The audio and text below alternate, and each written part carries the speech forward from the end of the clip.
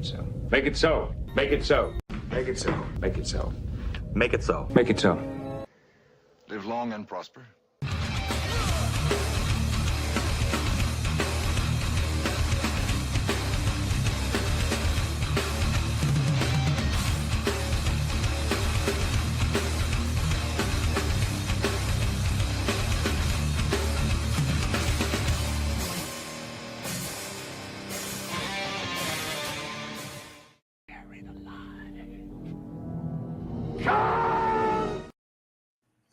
Welcome back to Red Shirts. We are back. We had a little hiatus. Tonight I'm joined by Brian Master of None, Head of Security, Nerdy Geek, Chief Medical Officer. And I am the captain of this ship, Crucifer. Tonight we will be talking about Darmok and Tribbles and Tribulations. Trials and Tribulations. Trials and Tribulations. Yeah, something like that. Tribulations. Trials and Tribulations. And from D Space Nine, watch it, buddy. You're going to end up in the brig. Plus, we're going to go over and talk about was Star Trek Generations worth the watch? So, we're going to start with my least favorite Star Trek Next Generation episode, season 5, episode 2, Darmok. What? Your least favorite? This was torture getting through. What? This You're really crazy. Was. You like this better than when Beverly is doing it with the ghost? Yeah, Sub Rosa. Sub Rosa. Well, the ghost my God. That is considered the worst. That's considered the worst episode ever. Oh, you gotta understand. I think Bruce likes soap operas. So I do like soap operas. Oh, and Next Generation was a big soap opera. That's why we're gonna watch Fairhaven from Voyager. Asshole. So we end up. What was the race of these aliens called? Tamarians. Yep. And no one has ever been able to communicate with them. They speak in metaphors. So the universal translator has a hard time translating the language. It's a direct syntax translation. They were supposed to meet and try to work out some kind of peace accords or whatever, trading agreement, but that didn't happen. And we would never see him again until good old Lower Decks. Uh-huh. And then really? They made a joke about it too. Yeah. All right, let's say hi to who's here. We got Justin Stamper. If you're not first, are you even trying? No. Jim the Bag Snob. What's going on, Captain? What's up, Jim? Pops. Hello, Crucifer. Hello, everybody in live chat. Pops, my favorite sub. Terry Floyd, Shaka, then the walls fell. Stop. Terry, what's up, buddy? If I hear that one more time, it probably is the most quoted line from any Star Trek show. It's so Darmok and Jalad at Tanagra. Oh, so bad. I'm good, Jim. I hope you're doing well. With all the misunderstandings going on, trying to communicate, the captain of the alien ship beams down Picard to a planet. Does this sound familiar, guys? Yes. Very familiar. Yes. But this time they become friends.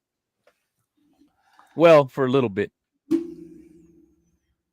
So we get this whole thing where Picard is trying to figure out what's going on, and at the same time they are facing a dangerous creature that's on the planet. I'm here for some reason. I don't know why you're here, Comic Kid. Because you like me? We look for things to make us go. Please make us go. Those are the Packlets, man. Yes, the Packlets. So I found this episode such a rip-off of Enemy Mine. It's been done so many times. I don't know. I mean, it's yes, and no. Well, this is I was hearing something about it where like communications classes teach this, man. Come on. No, Yeah, man. they had to fight, okay? You know, they had to team up, you know, they had to get through their thing. They had to, you know, figure the fire out and all that kind of stuff. I mean, it was all right. It was kind of annoying there for a hot minute, but Thank you. I'm glad someone agrees with me. I remember it a lot. Once Picard figures it out, though, it's like one of those things. I think it's one of I've seen that episode so many times that like it's like, man, why can't you just figure it out? Darmok is a freaking dude. Milan's a dude. You know, if I want to hear the story of face. Oh, Yeah, Playmaker, hang out. We'll teach you. and then they throw the story of Gilgamesh in here. I'm like, what's going on here? What is this? I'm like, this English class is lit 101? What is going on? Yes. That's what Star Trek is. Well, that's why they But teach you know, this honestly, classes. they stole this from The Simpsons. Whenever Bart goes to France and has to learn how to speak French, same thing. Simpsons did it first. Wow. Listen, I drop me a like, comment. I don't know anything about Star Trek. That's fine. Come out and hang out with us. You can hang out with us. Just listen. Star Trek is fun. It's exciting. There's no Star Wars. This has a story. I will say this about this. I understand this is supposed to represent everything that embodies Starfleet. You know, trying to reach out to other species and communicate and open a dialogue. But they could have made this more. This could have made this episode more exciting. There was a creature that could become invisible and then disappear. Wait, become visible and disappear. Yeah, the Triceraton with the cloak. Triceraton. Was this? It looks like a Triceraton. See, Playmaker, I told you we can get you in here. Look at that. I reference the Simpsons. Now you already got something familiar with. The Simpsons did everything first. One of my friends and mine favorite episode for his birthday one year, I invited him out for his birthday dinner just in this language. It was fun. See? Really, Terry? Really, See? Terry? This is one of your favorite episodes. Oh my. Dude, go look up any Star Trek list, and this is usually in the top 10 for Next Gen's favorite episodes. Oh yeah. A lot of people put this down. I'm sorry. This is season 5. They should have did better.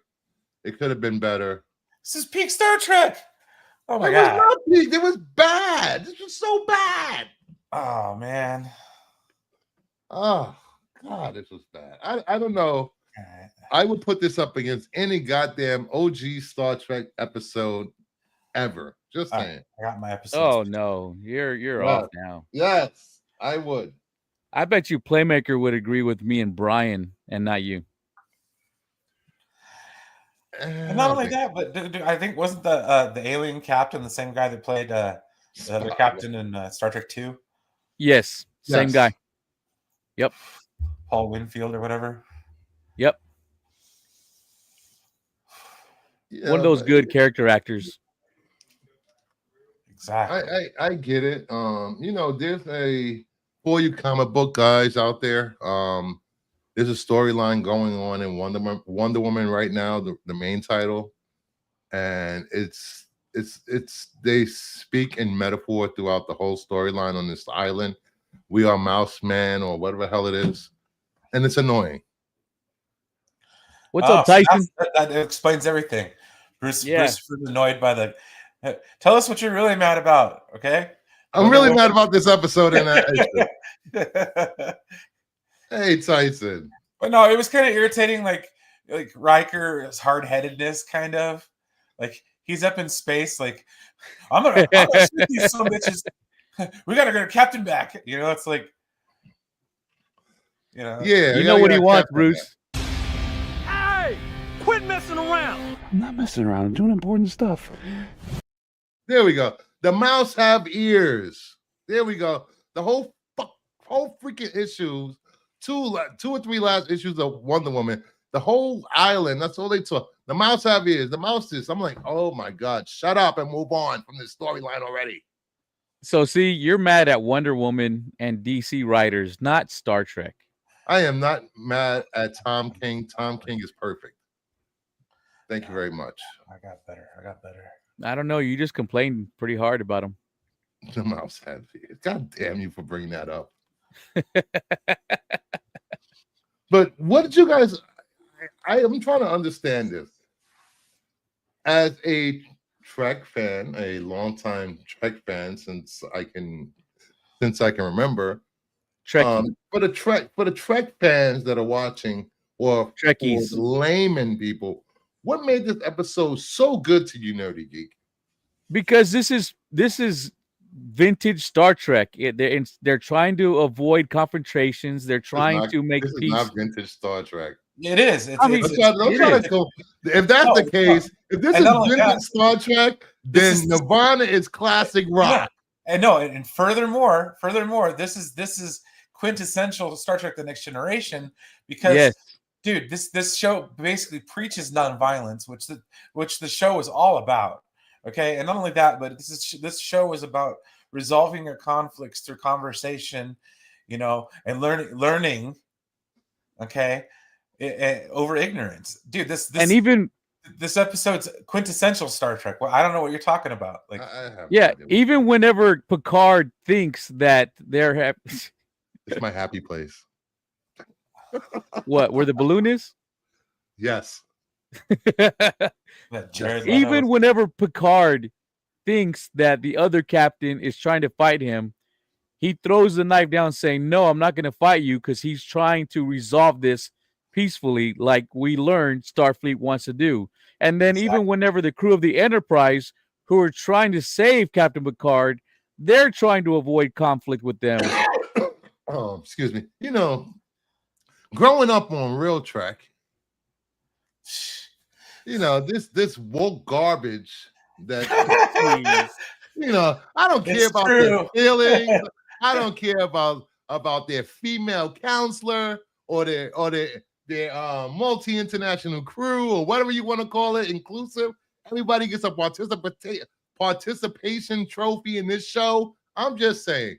No, they don't. The 80s, dude. That was the 80s, man. Everybody had a therapist. There was no participation trophy on this show. Remember the kids whenever they got stuck in the turbo lift with Picard? They were the winners of the science fair.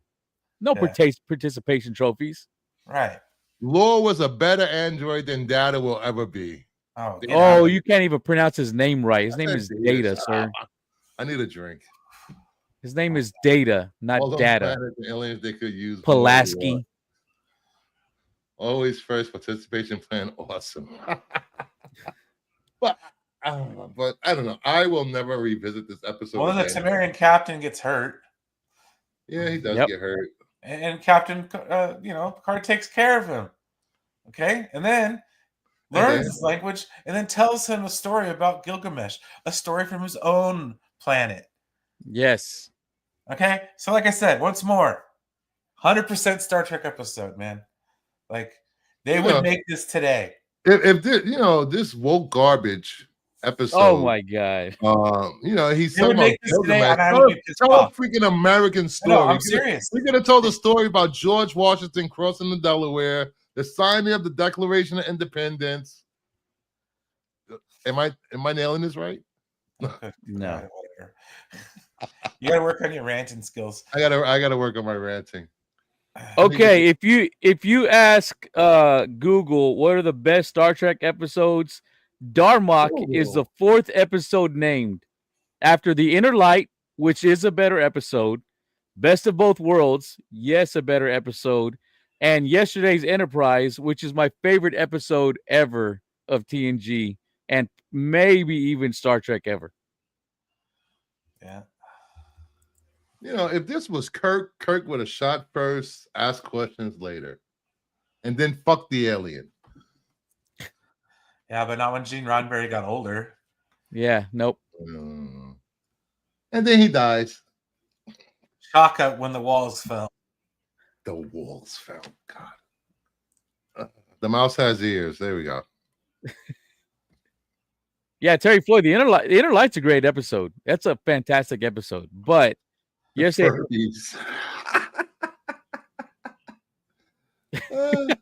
there you go. That's the next one we're talking about. So I guess I'm on a lone island here. The only one that really hated this episode. Yes, you are. Yeah, I'd say so. This is probably right up there with some of my favorites. It's not my favorite. It's in my top 5 of Next Gen. But I've got other episodes that I like more. I mean, I like it, but it's not in my like top 10 of Star Trek. Yeah. You know, he could even told us Picard could have even told the story of how Abraham Lincoln became a vampire hunter. Okay, let's get to the real important thing of this episode. Again, Star Trek with the awesome fucking jackets that they have for their captains whenever they go off planet. I don't know what it is about Star Trek, and they send people to the planet. They always have great jackets that I would wear. Okay, so there was a show in Old Sacramento called Galactic Imports.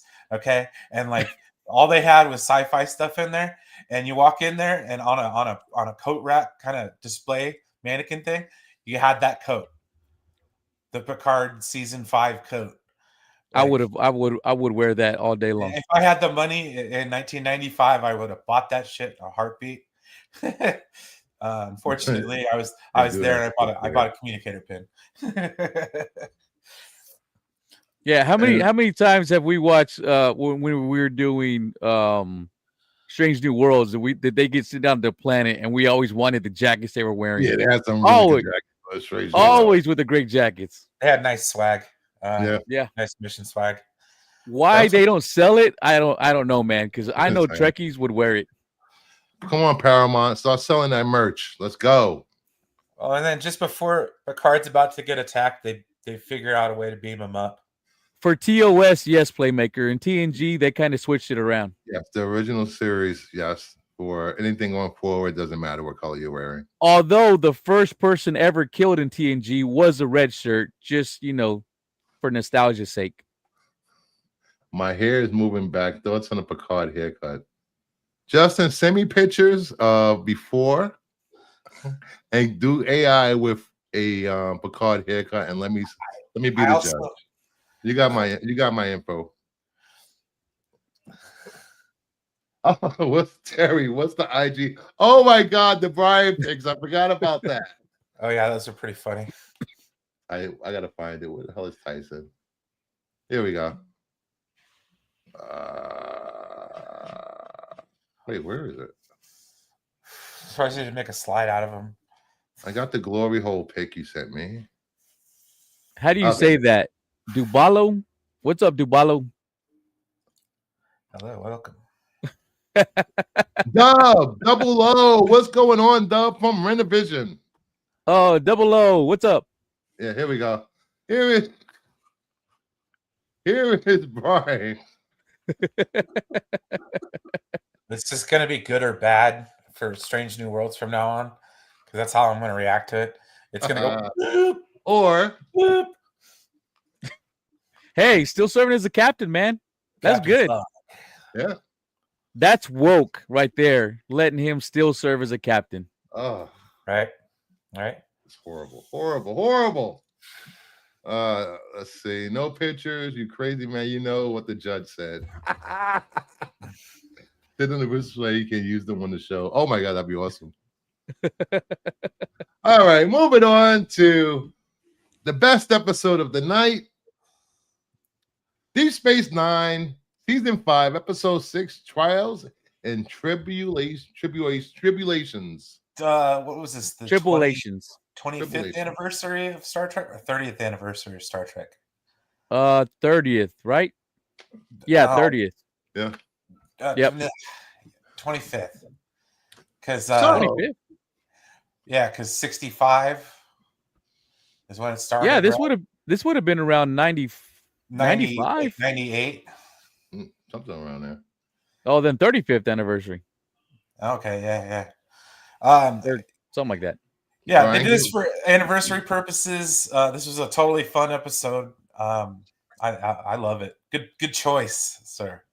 And they did a great job incorporating the new, the new crew into the old crew. Like it was pretty seamless. What crew are we talking about, Nerdy Geek? Well, in this episode, it's the crew that's on the Defiant, but it's the crew from Deep Space Nine. That looks so good. She did look good in that TOS. Yes. Yes. The crew of the Defiant? That was a highlight. Yeah. Crew of the Defiant. So basically what happens is they're transporting this guy named Yarvin Darvin, or whatever the hell his name is. Darvin, what a name. Was that Something a Harry Darvin. Potter character? And turns out he was aboard K7 200 years ago. And got caught by Kirk, and they sentenced him to the Klingons, or not the Klingons. He got caught by the Cardassians, and they were taking him back. Hijinks ensues, and they end up going back in time. And this is the first time we get reference to why the Klingons actually look different. Yeah, we don't talk about it's that. A long story. We don't discuss this with outsiders. So here we have. They do an Enterprise. We have Worf, Odo, Bashir, and O'Brien. And then we have the Klingons sitting at the next table. I like it when he mistakes McCoy, or not McCoy, Scotty for Kirk. Yes. Look at how Kirk's just letting his man handle it right there. Right. And the way DS9 makes Racticino so addictive, I've always wanted to have an actual Racticino because everybody loves it. Why is it so good? Yes. Why is it so good? And that's got to be strong ass coffee too. I like the part where Bashir and O'Brien are in the turbo lift, and they can't figure out how to use it. Yes. Computer, Deck 9. Computer. Until somebody walks in and shows them, and then they start putting the eyes on Bashir. Your flaps open. What? You're draining power. Right. Flap. I had a grandmother who served on the Enterprise, and no one ever met my grandfather. Oh, he wanted to screw his own grandmother. That was so weird. Yeah. He's like, what if I'm a temporal paradox? Whenever we get back and I don't exist, you'll see. And then we get to one of the best parts. And was this the first? So now it's normal for people to see young Spock, and think of him as attractive. Yes. But this is the first time I've ever remember it actually being referenced by anybody. Like when you have Kirk and Spock together, that they're actually pointing out Spock, not Kirk. Yeah, it's the first time, right? Well, so attractive. Dax is very sex positive. I love her. Well, also she lived during this time, so she's in heaven. She's just like, oh my god, look over here, dude. Can you imagine being able to go back to the 80s or 90s and just be like, oh man, I can be here all day? No, not really. I could. 80s. It's a good time. It's a good time. Well, I was a little kid, so I didn't have to work. It was fine. I was too young in the 80s. Yeah, in case people didn't know, this is the Trouble with Tribble episode from TOS. Yes. They're born pregnant. That was the them in the turbo lift. Mm-hmm. And she was just trying to get to Bashir to get to O'Brien. Right. Yep. This is just a fun episode. I mean, there's nothing real serious about it. Well, except for the bomb. I mean, but even that, they're sitting there going through tribbles, throwing them over their shoulder. Yes, the Furbies. You're right, Playmaker. The Furbies. I mean, it's the kind of episode that would almost allow me to forgive that Strange New Worlds episode with the damn holodeck and the chicanery. The holodeck episode where they were. I thought you liked that one. There Which were one? aspects. Which one? In season 3, whenever they had that like murder mystery type thing. No, I really liked that episode. That was I thought that was good. goofy. I thought that was like parody Trek. I thought that was kind of goofy. It was parody Trek, but I mean, Still was good. I love the beginning and end where you actually see them was making so the good. show and how cheesy it was.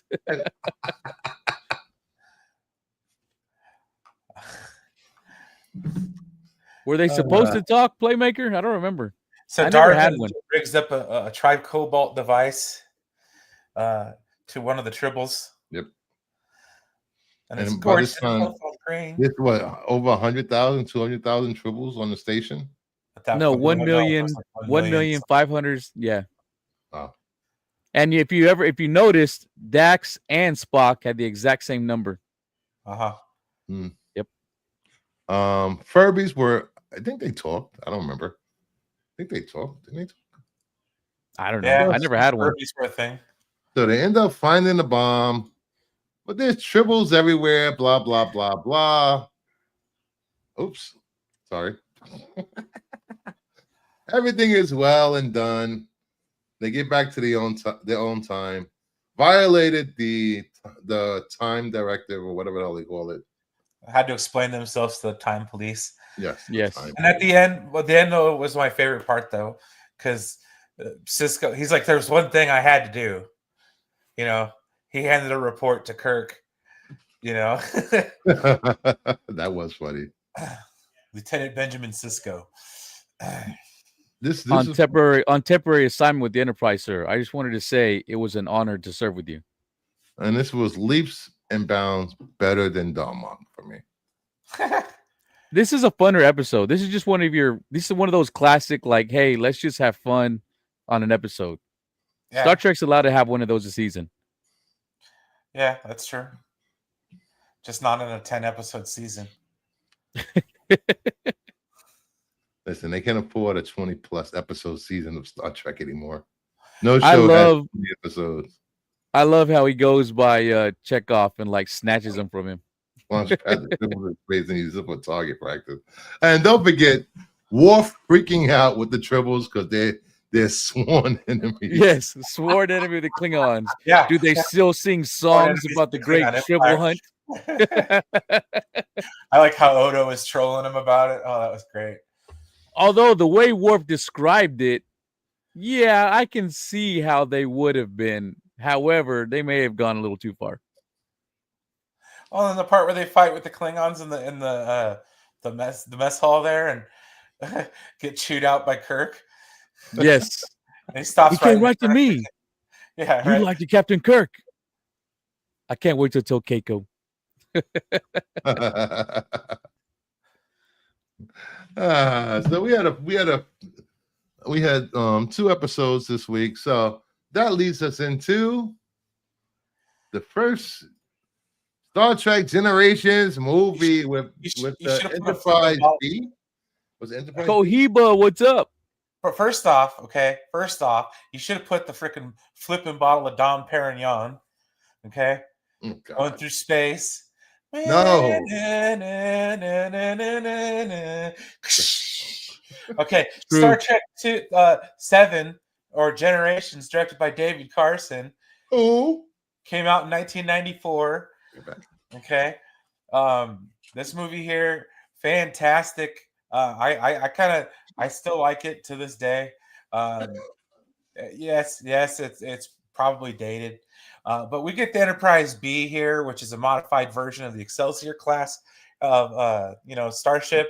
We got Captain John Harriman, played by the dude that was in Spin City and Ferris Bueller's Day Off.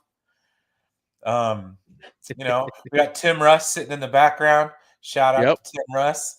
We got Demora Sulu, man in the helm. And we get people with cameras shoved in their faces when they're walking out of the thing. Captain Kirk. What do you think about the Enterprise B? It's like, okay, cool, another Enterprise. How does it feel to be back? Fine. It's like, come on. This one, I don't know how to explain it. I liked this rewatching, but the first time I watched this, I think I had so much anticipation for the first, TNG movie Oh that I yeah, was no, disappointed. But yeah, now, after so many years, like, all right, that was okay. I mean, it was worth the watch. I'm I'm still not going to put it disappointed. on all the time, but it was all right. yeah. I'm not gonna watch it like it's 1995 again. We got more woke crap in this movie. Oh, jeez. Take off your There's Superman hat. You don't Well, deserve dude, to wear it. they left Space Dock without a tractor beam. oh, They left Space what? Talk without everything. Oh my god. We won't have it till Tuesday. Yeah, Captain, is there something wrong with your chair? that was great when Scotty said that. It really showed you how much Kirk missed being in the chair, how much he missed being in space, and missing out on all the action because he's an egotistical maniac and self-serving asshole. Well, he also didn't do anything with his life outside of being a captain. Like Yeah. that's his main lament through this movie is the fact that he really didn't do shit after being captain of the Enterprise. He didn't have a family. He didn't have kids. Like one of the funny the things they point out right out the gate is the fact that Sulu, when did he have time for a family? And In between like, oh, boyfriends. it's important. You make the time. You make the time. Exactly. Yeah. But no, this here just goes to show that like it was okay. It was a good way to bring him back. I mean, you could tell they clearly didn't want Walter Koenig or James Doohan. I think DeForest Kelly was like really ill at this point in time, so he couldn't have done it. And they wanted Leonard Nimoy, but Nimoy wanted to direct and some other bullshit. And yeah, Nimoy wanted a lot too much, and they said no. Kirk orgies back in the 70s. But this movie was also written by the duo that wrote 2 episodes and then went on to do all kinds of great things in their own separate ways. This was written by Ron D. Moore and Brandon Braga. Ron Moore went on to write Battlestar Galactica. Mm-hmm. The TV show. Great first 2 seasons of that One series. of the greatest TV shows of all time. Yeah. Love that. The strike ruined it. The strike ruined it. Yeah, it did. Well, once they started doing the weird stuff with the Cylons and it just got really, really convoluted really quick. Hey, Mama Bear. He also did, there was a hilarious episode of Portlandia he was in. But yeah, he went on to write for Next Generation, or he wrote for Next Generation, went on for Deep Space Nine, and then kind of left after that on for his own thing. And then Brandon Braga was showrunner for Voyager there for a little bit, and then helped create Enterprise with Rick Berman. So this episode's got a lot going for it, or this movie has got a lot going for it. We get introduced to the Ribbon, the Nexus. And then also we get the Cult of 47 showing up. Okay, so one thing you'll notice about Star Trek The Next Generation is that they're always putting 47 in everything. Don't they know 42 is the secret of the universe? Something like that, right? 42. What am I doing here? Deep thought. I like that movie. So they have to rescue two vessels that are stranded, stuck in the Ribbon, and they're about to be destroyed. They don't have tractor beams. We have a green captain, and Kirk is just itching to take over. Itching. Well, we got the mom from freaking Terminator 2. She's in there in this scene too. Then they figure out a way to use the deflector dish to simulate what it would take to simulate a torpedo blast to break them free, because since they don't have anything in their ship, and so they end up rescuing. letting over 300 to 400 people die. No, they saved 47 out of 47. 150. And the other ship had 200 and something on it. Something like that. But that ship blew up entirely. I got 47 of 153. Yeah. Two of those characters, one of them is our friend Guinan. Guinan was there. And Dr. Soren. Soren? Soren. Soren. Douchebag. Played by Malcolm McDowell. Yes. A great actor. Let's see here. Clockwork Orange. Yep. You know, he was Get Smart. Caligula. Oh, he was great in Caligula. Let me see if you guys are virgins. Dude, he was pretty good in the what was it, the remake of the Halloween movies with the Rob. Oh yes, it's Dr. Loomis. Oh yeah. Oh, he was great. Yeah, he was pretty good. Yeah, the movie annoyed me because that girl just screamed the whole time. But other than that, what? Right. Bro, she was screaming way too much. Dude, Jamie Lee Curtis did not scream that much, okay, bro? No, and she is the scream queen. She didn't. Like Jamie Lee Curtis would scream, and that's it. This girl would scream like nonstop without taking a breath. She should have passed out or died. Not breathing. All right, so the ship is damaged. Kirk goes down to what does he go down to do? He goes down to adjust. Yeah. To change out some move some chips around so they can accomplish the task, and one of the blades from the ribbon just cuts right through the Enterprise, right where Kirk was at, and he's destroys him. Yep. And we all think he's dead. All right, this scene, why did Kirk have to go? There was like 20 or 30 other people on that freaking bridge. They could have went down there. Yeah, they could have sent a red shirt. Because we had to have Kirk and Picard together going on an adventure. That's why. You had to figure out a way to get them together. That's basically all right. So the episode ends with Kirk dead. This is a movie. I mean, a movie ends with Kirk dead. I heard it. It felt like an extended episode. Damn it! So we get yay. Well, because this came out right after All Good Things. Like they wrapped up Next Generation, the show, and they're like, "All right, a movie." So we open up on Enterprise, Next Generation, on the holodeck. Yeah, I was gonna say you should have showed them on the ship. I ran out of slides. Bring out the prisoner. Lower the badge of office. We have a promotion finally. Anything you should using your eyes, not your ears. Yeah. No, my complaint wasn't Jamie Lee Curtis. It was the new Rob Zombie movies. That girl who was playing, Jamie Lee Curtis's character, she was annoying. Yeah, I thought she was not Jamie Lee. Jamie Lee's perfect.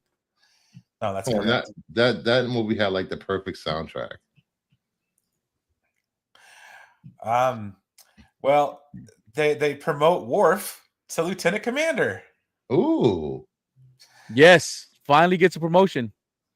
But the way they do it's pretty fun. No. They're all on an old-timey ship, and you can tell they're like clearly not shooting it in the Santa Monica Pier.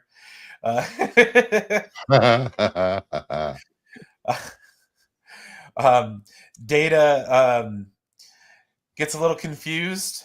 He's like, I don't see why everybody. Or what happens is Worf jumps for his hat, catches it, and lands back on the plank. And then never underestimate a Klingon. Instead of saying retract the plank, Riker says remove the plank. So the holodeck just straight up takes the plank out from underneath him, and Worf falls into the supposed freezing water. Everybody gets a good laugh out of it. So Data, in confusion, goes up to Dr. Crusher and asks why it's so funny. And she's like, well, you should learn to live in the moment. Get in the spirit of things. Get it? Got it. And then he just shoves her ass in the water. I thought that was hilarious. That was not funny. It was hilarious. So why is Worf's knee all bloody? What did he hit in the water that his knee's bleeding? That's a good question. It's a very good question. All right, I just got a message from someone, and they asked me if I could check out Paul in the 616. Apparently, a friend of the channel is in drag on live stream. Interesting. And it's Boggs. Boggs is in drag.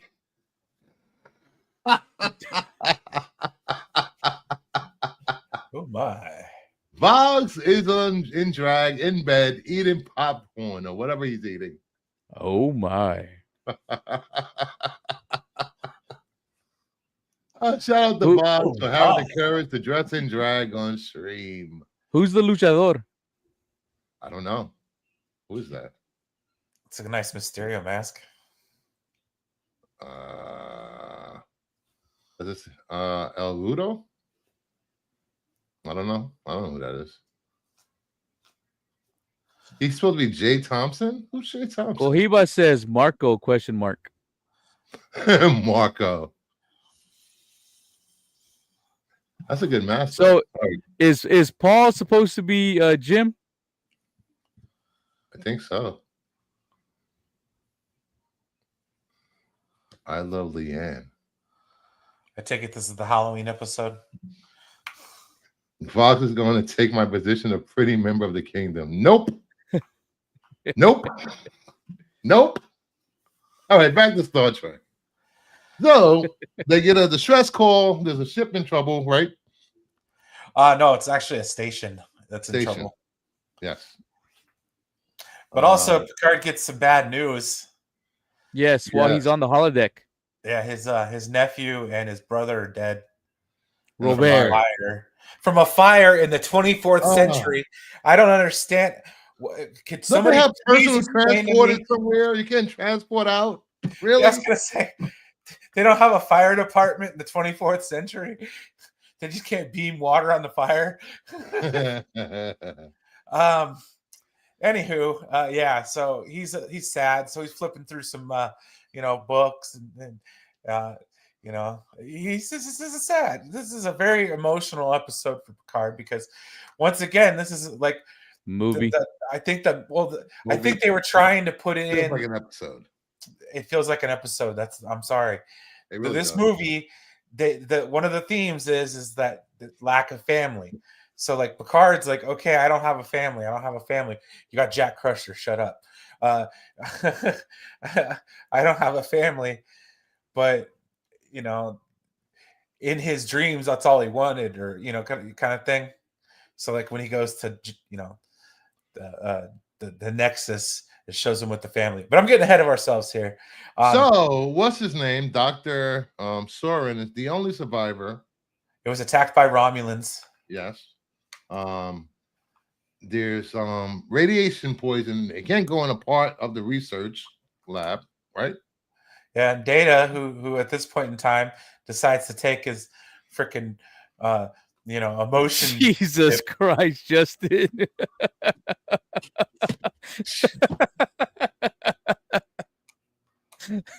All right. Listen, I'm a fond believer of giving a ginger a helping hand. Anywho, Shut up, Brian. Emotion chip, Data. Why? So the movies, they finally decide to give this guy some emotions, for Pete's sakes. So he goes crazy. He's like a fat man at a buffet, just experiencing all these kinds of emotions, but not knowing really how to process them. He starts talking with his tricorder. Mr. Tricorder. I thought it was funny. I was like 11 when this came out, so I was like, Data, yeah, it's cool, but Soren ends up shooting this rocket made out of trilithium into the sun, bro. And what happens, we got to go to stellar cartography to figure out. And hopefully you got a slide for stellar cartography. That stellar cartography set was awesome. That was like the only cool set in the whole movie. Yeah, I agree. Aside from the stuff out of Red Rocks. Meyer, what's up? Why they dressed like Napoleon? Because they were on the holodeck. See, I never understood why they actually dress up when they can actually just have the holodeck just put clothes on them that makes them look the part. Yeah, I never understood that either. Yeah, I don't know. A chance for them to be theater kids again. Play dress up. So a bird of prey decloaks and rescues Soren. And kidnaps Jody LaFurge. Furge. We got Larsa and Bator. Heavy on the bay, am I right? Hey. Um, They could bite you anytime, Brian. especially Bator. I like Bator, man. I had a thing for Bator. Larsa kind of had the horse face thing going on. Like, but Bator, man. Matt, what's up, homie? We gotta get you into Star Trek, Matt. Matt watches Star Trek. I don't know if he considers himself a Trekkie, but he knows it. He knows the lore. He's watched it. Yeah, I'm down for more panelists. Like, dropping by to say more the merrier with Star Trek, friend. Yes. And not only that, but dude, I like I said, I love Malcolm McDowell in this movie. He is amazing. I actually talked one of my teachers into letting us watch this movie in class once. Big Poppy. Big Poppy Matt. Speaking of Matt, Heroes for Hire Comic Club, he's only a few subs away from 600 subs. Please sub up to Matt this Sunday at 2 p.m. Central. Matt and Big Jeff, Big Poppy and Big Matt. Oh, mine too, dude. Big Poppy and Big Jeff will have a claim sale Sunday at 2 p.m. Central Time, and I might join in and throw up some Mark Spears books. 2 p.m. Eastern, Matt says. I thought it was 2 p.m. Central. 2 p.m. Eastern Standard Time. 2 p.m. Eastern. I will be throwing up some Mark Spears. I will be throwing up some Tulote. I will be throwing up some Mora. If I have it, I will be throwing up. I have a lot of foils to throw up. So I will not be throwing up $1 and $2 books. My book's coming in at 10 and above. So bring your wallets because I need some more blind bags. No, I'm just kidding. Yes, I don't know, Cohiba. I mean, everything pretty much goes to just a comic convention now. No, they're a thing. They're a thing. I need to go to one. I've never been to an actual Trek one. Creative Entertainment still runs the Star Trek conventions they've been running them for 50 years, man. That's what we need to do. We need to do an episode at a Star Trek convention. Yeah, no. Let's get it done. I'm not doing that. Didn't Richard Gere put a Furby in his butt? Well, no, that's urban legend. I've only been to one Star Trek convention in my entire life. And that was in his bedroom. Go ahead. It was in 2012 in San Francisco. The cool thing is, right after they won the World Series, the Giants won the World Series that year. So I was very happy. They had up all of the regalia from the Yes, it's good. But however, it was in San Francisco. It was expensive, dude. It was like $100 just to go to the convention, and then plus what? Yeah, dude. And then the vendor area was lame as fuck, dude. There was that a 1-day ticket? Yeah, I paid for a 1-day ticket. That is expensive. Crap. I went on the Saturday, and it was okay. They had about 2/3 of the Next Gen crew there, and it was the 25th anniversary of Next Generation that year. So that's why I was there. Or I was there because I wanted to go. It was like a thing for me. But we got to experience San Francisco. It was awesome. I went and got a big ass sandwich, dude. It was huge. I saw it on that Man vs. Food show. I was like, I have to try that. But anyways, that was the only time I've ever been. But they still do the big one in Vegas every year. See, I need to go to one. I've never been. Well, not only that, they still do the Star Trek cruise. You go on a damn cruise. You can go on a Star Trek cruise. Nothing better than being locked in a place for 7 days with nerds who probably don't bathe. Well, now it's even newer. With upside down pineapples on their doors. Well, they'll have people like Sonequa Martin Green and Anson Mount there, at the conventions. People that are in the newer Trek. So Especially now, Trek conventions are still a big thing. I mean, See, you I look would at- I would you- love to go meet Anson Mount, but I wouldn't want to take a picture next to him, man. It's like, no, thank you. I don't want to. I don't want to look like a little troll next to this guy. right. He is too attractive to stand next to. Oh Yes, my God, you guys. he is. Is that the way you feel when you stand next to me? Jeez, I'm sorry, guys. I I've apologize. never stood That's next why to I you. All never right, asked to so stand next to you. but that's the way I Uh, feel. That's but the way Max anyways, feels when he stands next to Did me. you get a picture of the stellar cartography at least for a slide? Because that was like the No. best. Oh man. Okay. Oh, Anyways, that's the best set. so They reused it later All on right, too. so Dr. Soren is trying to get back to the Nexus because we find out his whole planet was destroyed by Borg. the Borg. He's over It sounds 300 Swedish. years. So he's randomly blowing up stars and other stars to Creating supernovas to try to change the course of the ribbon. Yes. Yeah, it changes the gravity of the area, which moves the ribbon. And they find a planet on Amagosa 3, Yes. that doesn't have life, but the planet next to it does. So they're like, oh crap, we got to go stop this to go save them folk.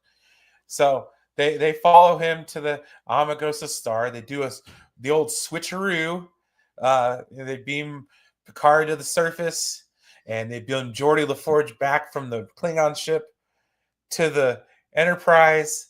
But Geordi's got a problem. He's got something in his visor, bro. They're Yes. tracking him, and they're AI engineering. Which we already saw the Romulans do in a previous episode. So they're just, or no, the Klingons did it in a previous episode. No, it was a Klingon who was working for the Romulans who did it. Yes. Yeah. He bathed, and now he's roaming the ship. You'd think they would have fixed Geordi's visor by then, since it already happened to him once. Right? Well, at least they got rid of the visor after this. And LeVar Burton could be LeVar Burton. Kind of. He had those eyes with the eye and ocular implants. Yeah, binocular implants. Yeah. Yeah, so what happens is the bird of prey finds the shield harmonics to the old Enterprise there, and they just go to town. 20-year-old bird of prey just shooting, and they don't shoot back for some reason. Yeah. Just, why not? That was so weird. I don't understand how that little ass bird of prey took out a Galaxy class starship. Even if they figured out the shield frequency, what do they do when they face the Borg? Change your shield frequency. Reading Rainbow. Okay, so the battle. I love here that show. The Klingons and the Enterprise is pretty ludicrous. If I That's must what make this episode of Next Generation so bad. Yes, I said episode. Yeah, I heard you, and I know you did it on purpose. They reused the explosion from Star Trek 6. Yes, they did. Yep, destroying the Klingon bird of prey. So they had to separate the Enterprise. Oh, which is the coolest scene. Yes, that was really cool. I will say that. And the only time they let the chick drive, she crashes the ship. Listen, her being on Enterprise, I always thought was pointless. I don't need a counselor on my ship. Deal with your emotions. Next Generation was too emotional. People were crying all over the place. I don't care about the feelings. Give me my sci-fi. Man up. I want a serious track. I need you to dress more professional. Yes. Nobody needs to see how Camel told the whole 7 seasons. Was it 9? Just the first 6. I met Marina Sirtis at the convention. It was cool. She signed my banner. And so Star Trek ships are kind of like battleships, but they're not built for war, but they're able to dish it out. Yeah, exactly. This the crashing of the Enterprise, and then the ribbon rips through the planet because they can't stop the rocket in time. And Picard and Soren get taken to the Nexus. And in the Nexus, he meets Guinan.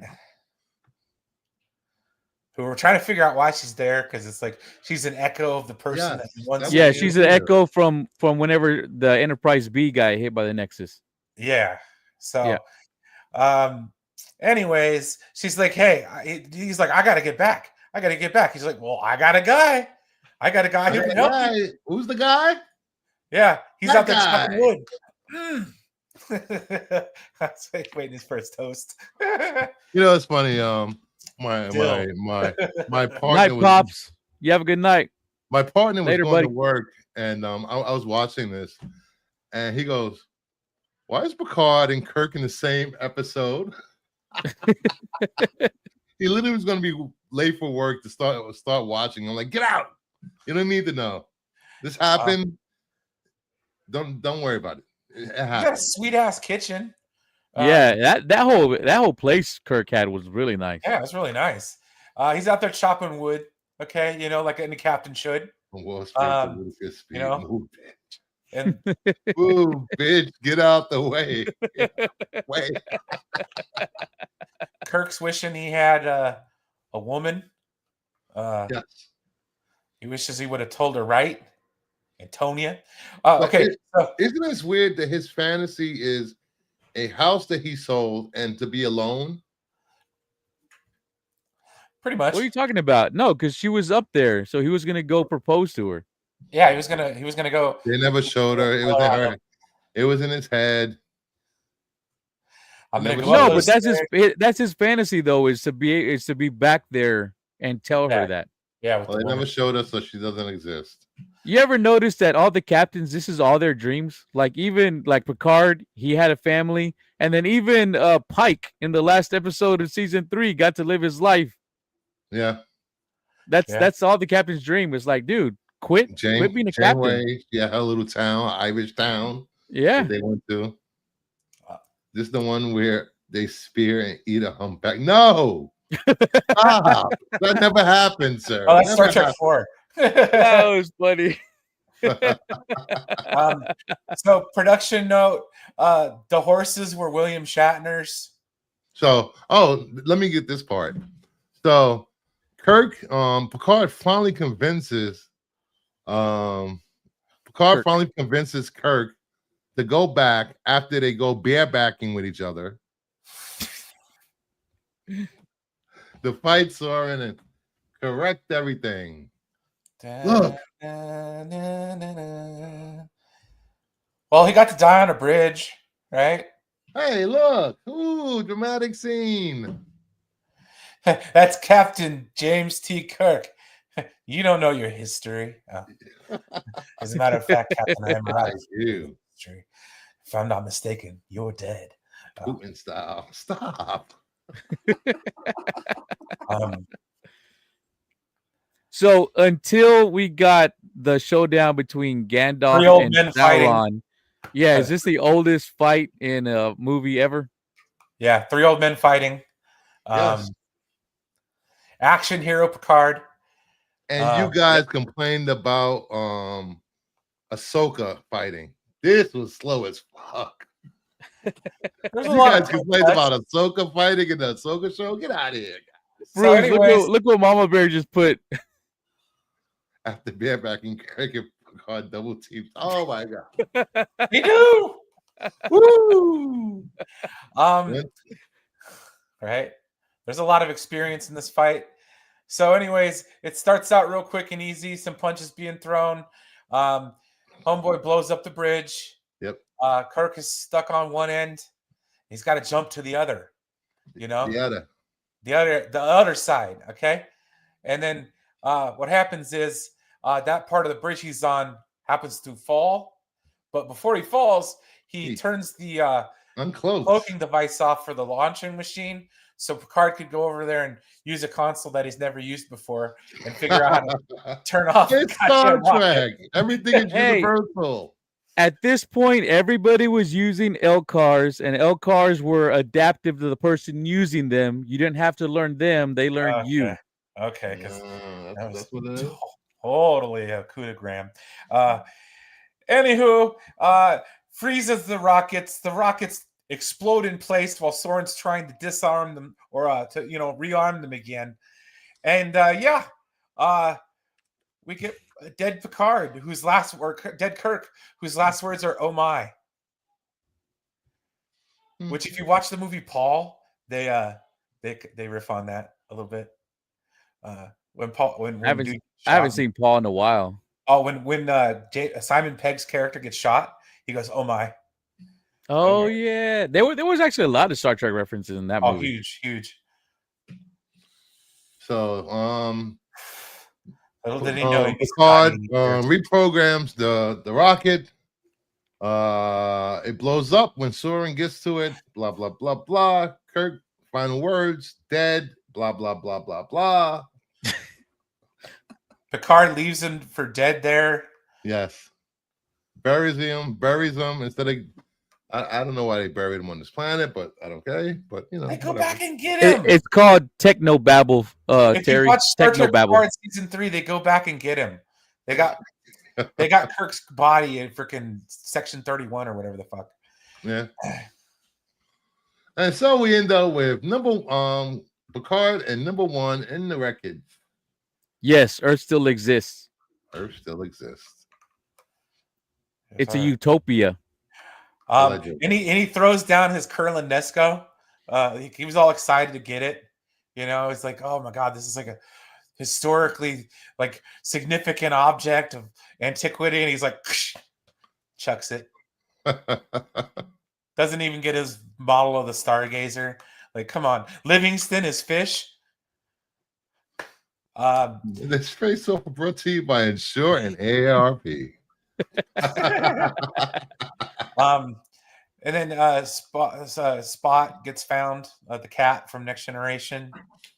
You know, and Data doesn't know why he's so happy to find him.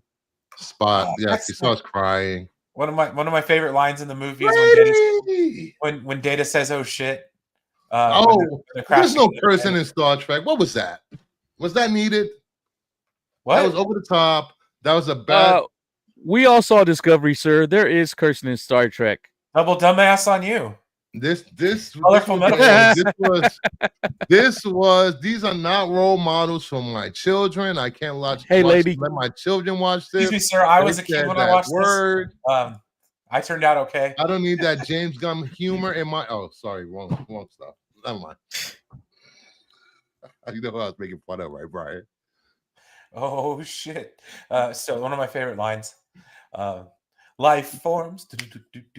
You tiny. I love that. Tiny little life forms. Oh, to Spot. Where are you? It's a family show, dang it. So it Brian was. is going to pick next week's episodes. What are next week's episodes we're going to talk about? We're going to go with Little Green Men. From where? What's that? Where? Star Trek Deep Space Nine, Season 4, Episode 8. Okay. And then we're going to go with another Deep Space Nine classic. What was that again? Little Green Men. Little Green Men. Yeah, Season 2 of the X-Files. Shut up. Wait, what? What? I thought that was the Roswell Files. Roswell. No, okay. Anyway. And then Little Green Men, what? Deep Space Nine. Actually, I think we're gonna go sequential on these. Actually, season what? Season 4, Episode 8, I believe, and then Season 4, Episode 9. Our man Bashir. Is it a Bashir centered episode? Our man Bashir. Have you seen that? Oh, okay. That's the episode. It's a holodeck episode where. Of course it is. They all holodeck episodes. Bashir recreates the James Bond. No? And then Little Green Men is when they have the Roswell thing, and it's the Ferengi. Yes. Go. I actually like that one. That's a great episode. And so we're gonna watch review and talk about Little Green Men, Deep Space Nine, Season 4, Episode 8, and Our Man Bashir, Season 4, Episode 9. Plus, we're gonna review Star Trek First Contact. The best of the next gen movies. Doobie doobie. Was it woke? I Yes. broke my arm the day I got the soundtrack for Star Trek First Contact. I'm very I love that movie quite a bit. Quite a bit. I find myself intrigued by your sub-vocal oscillations, a singular development of a cat, communications that obviates your basic hedonistic predation. God. I love it. What the furry are you talking about? Follow the spot. Oh my gosh, she's quoting. I love it. I love Awesome. it. It's like one of the best. Oh my god. Lady needs to come out here with us. Yeah, dude. Why, dude? We're all for guests. We had Mark Spears on here. Like we could have as many people. Like, Oh, that's right. Mark Spears was the share first the love of officer. Star Trek people. Number one. He was number one. He was our first Wait, guy. what? Didn't he say when we get to a specific episode he wants to come back? I don't remember, but he's taking a little break from social media and the YouTubes for a bit. No. So We scared him off. I get it. We'll hold off. I hear a list of people that scared him And then off. I was thinking about it, Bruce. This will be the actual chance for you to get me to watch that stupid ass Section 31 movie. Because I haven't Okay, watched we got to watch some episodes of Lower Decks before we get to Section 31. You I got mean, the- come You on. got the movie, then broke your arm. I thought this was. Well, we got to watch episodes of Deep Space Nine that involve 31. The stuff with, the Grim Reaper. Bill Sadler, the guy who plays Agent Sloan. He was the Grim Reaper in Bill and Ted's Bogus Journey. Oh, yes. Yes. Redfoot Green. She did tell them about the Borg and said to turn around and go back where they came from and forget all about them. But no, they had to be curious. But we'll get Alfre Woodard in some Star Trek here. She played Lily. James Cromwell, a Star Trek alum, Cromwell, who's been like a million characters in Star Trek. Oh God! I wanted to do Chain of Command. I will give you guys a warning. In 2 weeks, I'll give you a little. I will be picking episodes from Star Trek the animated series. Damn it! You're gonna have to make And one of the episodes is probably More Troubles. Episode 5 of season 1 of Star Trek the animated show. So that's a heads up for you guys. Yes, her name was Beverly Crusher. You are right, Lady Fantastic. Dr. Beverly. Yeah, it's actually trying. So Beverly. Right, Brooks paid that attention in Picard, didn't they? hey Hey Jack, what's up, bro? I can't wait to revisit Discovery You suck. and Enterprise. So I did Enterprise, like Shaniqua Green, but I really wish they had gotten the original person they wanted for that. Who was it? It was God dang it! Of course I can't remember her name now. Oh, she's on the Ahsoka. show. Oh, Dawson? Rosario Dawson. Yeah, she was the original one they wanted, and she wanted to do it because she's more of a Trekkie than she is a Star Wars fan. But she couldn't do it at the time. So then by the time they got Shaniqua, she's like, well, I'll just go to Star Trek or also Star Wars. But man, so much better. I'm not disparaging, Rosario Dawson would have been way better out there. Oh man, missed out as Michael Burnham. Yep. Yeah. Speaking of Shaniqua Green, she can now be seen on Boston. What's it? On that show with Donnie Wahlberg. Yeah, Boston Legal. That's a PD show. Another Boston Blood or Blood Boston. Some kind of cop show. Another cop show that I'm never going to watch. But it's the lesser known of the Wahlbergs, unless you were a fan of that one group back in the day, New Kids on the Block. I'm not a fan of any Wahlbergs. If you have a chance to eat at the restaurant, it's not bad. Is it a Boston thing? I don't know if it's a Boston thing, but they all can go kick rocks. Just saying. All of them So go with kick ass. that, He doesn't please like like, Walter. subscribe, hit the notification. We will be back. Well, I will be back Thursday for On the Hunt DC Logo episode 35, and then Friday, Off the Shelf, Jeopardy returns. We're gonna show off our top 10 favorite horror books covers Friday. Damn, I want to do that. We can start at 8 p.m., 8:30. 8 p.m. Can you do 7 p.m. Central? I'll let you know tomorrow. Sacrilege. Let me know. So, and don't forget, Sunday I will be on White stuff.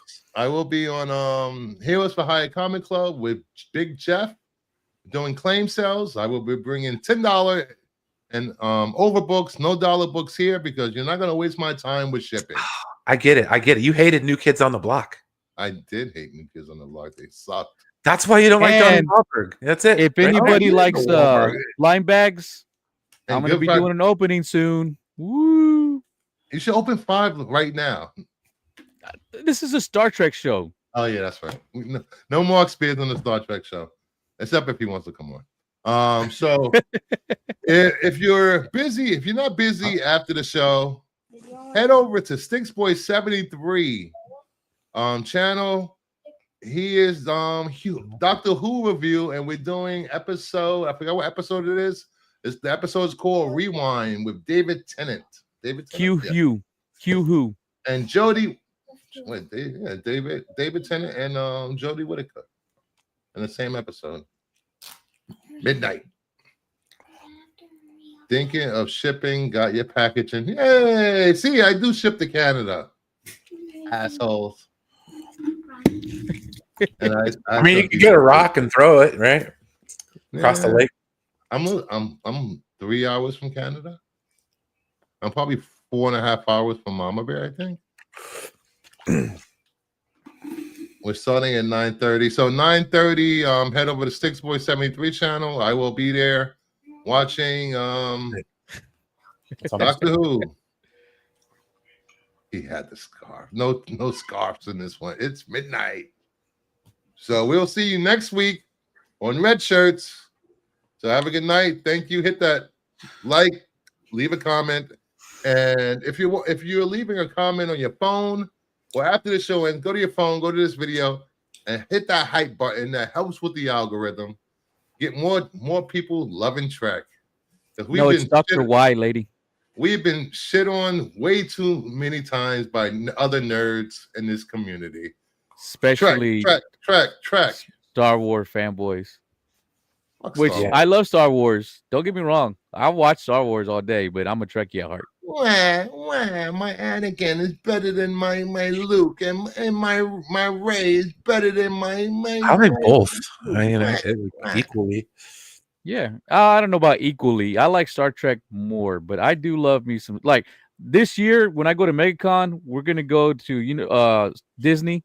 I'm gonna go do the lightsaber experience. I'm not gonna lie, I might tear up whenever I pick up my lightsaber and Master Yoda starts talking to me. That's what I'm saying.